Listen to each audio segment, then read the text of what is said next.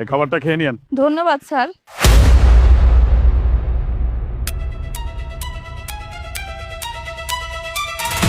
আমার মা বোন ভাতিজি রাস্তায় বসে ভিক্ষা করছে।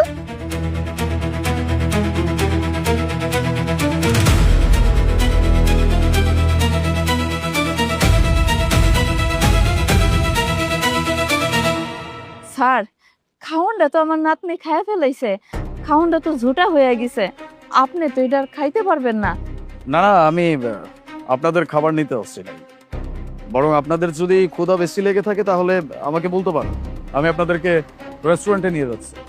না না স্যার, আপনার আর কষ্ট করে রেস্টুরেন্টে নিতে হইব না। আপনি যে খাওনটা দিছেন এইটাতেই আমার নাতনির পেট ভরে যাইব। বাই দ্য ওয়ে, আমার ছোট্ট একটা প্রশ্ন আছে। আপনার বয়স তো কম না, এইরকম বয়সে এতটুকু একটা ছোট্ট বাচ্চা সাথে একটা যুবতী মেয়ে সবাইকে নিয়ে রাস্তায় বসে আপনি ভিক্ষা করছেন কেন? মানে আপনার ফ্যামিলি মেম্বার কেউ নাই? পরিবারের কথা কইতেছেন স্যার? আমার বড় পোলা আর বড় পোলার বউ একটা রোড অ্যাক্সিডেন্টে মারা গেছে। আর এইটা হইতেছে আমার বড় পোলার মাইয়া। আর ওই যে ওই অভাগীটা আমার মাইয়া স্যার। তার মানে আপনার পরিবারের লোকজন সবাই মারা গেছে? না না স্যার, আমার পরিবারের সবাই মরে নাই। আমার ছোট পোলার বউ অহনো বাচ্চা আছে। আর এই যে আমার নাতনিটা, আমার ছোট পোলাটা তো তার নিজের মাইয়ার মতন করে বড় করছে, আদর যত্ন করে রাখছে। আমার ছোট পোলাটা একদিন হুট করে এসে কইলো, মাগো আমার ব্যবসার কাছে কয়টা দিনের জন্য বাইরে যাইতে হইব। আমরাও কইলাম ঠিক আছে যাও। যেদিন আমার ছোট পোলাটা দেশের বাইরে গেল সেই দিন থেকেই শুরু হইলো উপরে অত্যাচার। আমাকে অনেক অত্যাচার করতো। আমার এই নাতনিটারে দিয়া সংসারের সব কাজ কাম করাইতো। যদি কাজ কাম না করতো অনেক মারধর করতো। আমাকে ঠিক মতন খাইতেও দিত না। আমার পোলাটা যখন বাড়িতে ছিল আমাকে যে কত আদর আপ্যায়ন করতো বৌমা, কোনোদিন বুঝতেও পারি নাই যে ওইটা আমাকে পোলার বউ। কিন্তু পোলাটা যাওয়ানোর পরে তার আসল রূপ বাইর হইল। পোলাটা যখন বাড়িতে থাকতো না ঠিক ওই সময় পর পুরুষ বাড়িতে নিয়ে আইতো। আর এইগুলো নিয়ে কথা কইতে গেলেই আমারও গায়ে হাত তুলতো, মারতো। আর আমার মাইয়াটার স্কুলে যাওয়া বন্ধ করলো, লেখাপড়া সবই বন্ধ হইলো। আর বাড়িতে চাকরানির মতন খাটাইতো। আমি যখনই কইলাম আমার পোলাইলে সব কথা কয়ে দেব, তখন আমারে কি কয় জানেন? কয় তোর কথা তোর পোলাই কি বিশ্বাস করব? আমি তার বউ, আমি যা কমো তাই বিশ্বাস করব। আর তোকে তো আমি এই কথা কোনে সুযোগই দেব না। তোর পোলা বাড়িতে আসার আগেই তোকে আমি এই বাড়ির থেকে বাইর করে দিব। জানেন স্যার, ঠিক তাই করলো। আমাকে তিনজনে ওই বাড়ির থেকে এক কাপড়ে না খাইতে দিয়া বাড়ি থেকে বাইর করে দিছে। বের হলো বাড়ি থেকে। আর কোনোদিন যেন তোকে আর তোর মেয়ে আর এই তোর নাতনিকে কোনোদিন যেন আমার বাড়ির 30 সীমানা না দেখি। বৌমা, আমাদেরকে এইভাবে ধাক্কা দিয়ে বের করে দিচ্ছ। আমি আমার নাতনিরে নিয়ে আর আমার এই মেয়েরে নিয়ে আমি কই যাব? আমাদের তো যাওয়ানোর কোনো জায়গা নাই। শোন, তুই কই যাবি, তোর মেয়েকে নিয়ে কোথায় যাবি, তোর নাতনিকে নিয়ে কোথায় যাবি, এই চিন্তা আমার নাই, ঠিক আছে? আমি তোরে, তোর মেয়েকে আর স্পেশালি তোর নাতনিকে কোনোভাবে সহ্য করতে পারি না। ওর বাপ নাই মা নাই, আমার স্বামীর ঘাড়ে বসে খাবে, তাই না? হ্যাঁ, আমার স্বামী টাকা ইনকাম করে কি তোদেরকে খাওয়ানোর জন্য? শোন, আমি শুধু সুযোগ খুঁজছিলাম যে কবে তোদেরকে আমি এরকম ঘর তাক্তা দিয়ে বের করে দিব। আলিফ দেশের বাইরে গেছে, এই হচ্ছে আমার সুযোগ। তাই আজকে আমার মুখ্যম সময়, তুই তোর মেয়ে আর নাতনিকে নিয়ে এখন বের হয়ে যা। ভাবি, তুমি এরকম কেন করতেছো?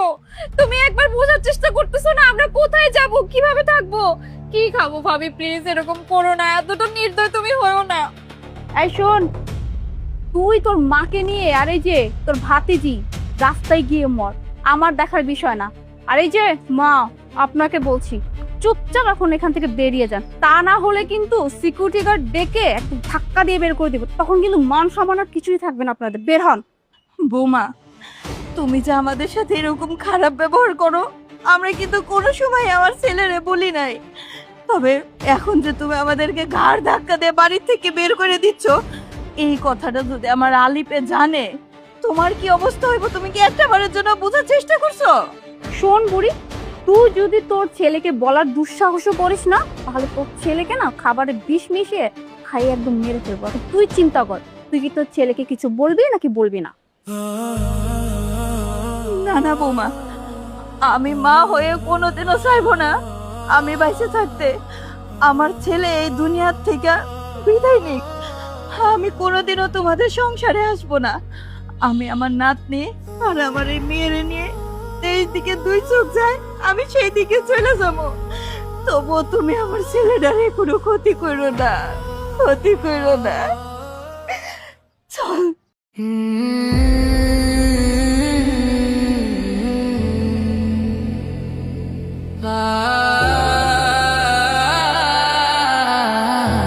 আর তারপরের থেকেই আমাকে এই অবস্থা, রাস্তায় রাস্তায় এই দুইটা বাচ্চা নিয়ে ঘুরে বেড়াই।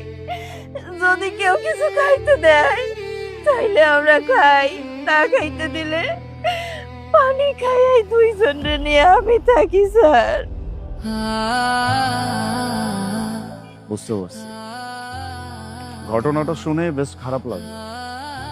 আচ্ছা, আপনি তো মাত্র বললেন যে আপনার ছোট ছেলে আপনাদেরকে খুব ভালোবাসতো, তাহলে আপনি তো চাইলেই সবকিছু আপনার ছোট ছেলেকে জানাইতে পারতেন। আমি কেমনে জানাবো স্যার, আমার কাছে তো মোবাইল নাই।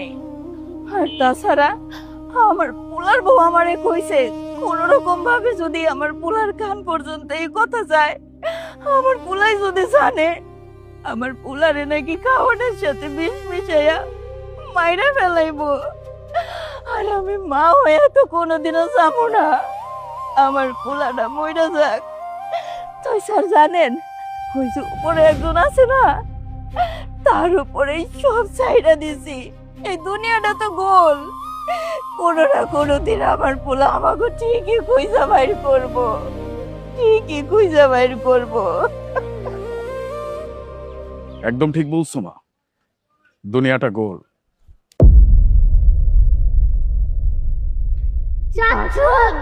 ভাইয়া,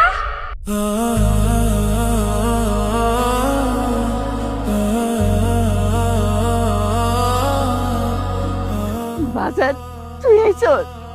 কতগুলো দিন হয়ে গেছে তোরে আমি দেখি না। মা, তোমাদের সাথে এত কিছু হয়ে গেছে আর আমি কিচ্ছু জানলাম না, আমি কিচ্ছু বুঝতে পারলাম না।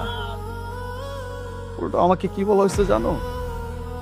আমাকে বলা হয়েছে আমার মা, আমার বোন, আমার ভাতিজি সবাই মিলে আমার আলমারি থেকে সমস্ত স্বর্ণ অলংকার টাকা পয়সা সবকিছু নিয়ে ভেঙে চলে গেছে। আমি বিশ্বাস করি নাই মা। সেই মা সেই ছোট্টবেলা থেকে আমাদের দুই ভাইকে এত কষ্ট করে মানুষ করলো, সেই মা তার নিজের ছেলের টাকা পয়সা নিয়ে ভেঙেছে। এটা আমার বিশ্বাস করতে হবে। আমার নিজের মেয়ে, আমার নিজের বোন আমার টাকা পয়সা নিয়ে ভেঙে যাবে, এটা এটা আমার বিশ্বাস করতে হবে। আমার কাছে তো কোনো প্রমাণ ছিল না মা, আমি কাউকে কিচ্ছু বলতে পারি নাই। আমি তোমাদেরকে অনেক খুঁজছি মা, সব জায়গায় খুঁজছি, আমি তোমাদেরকে কোথাও খুঁজে পাই নাই।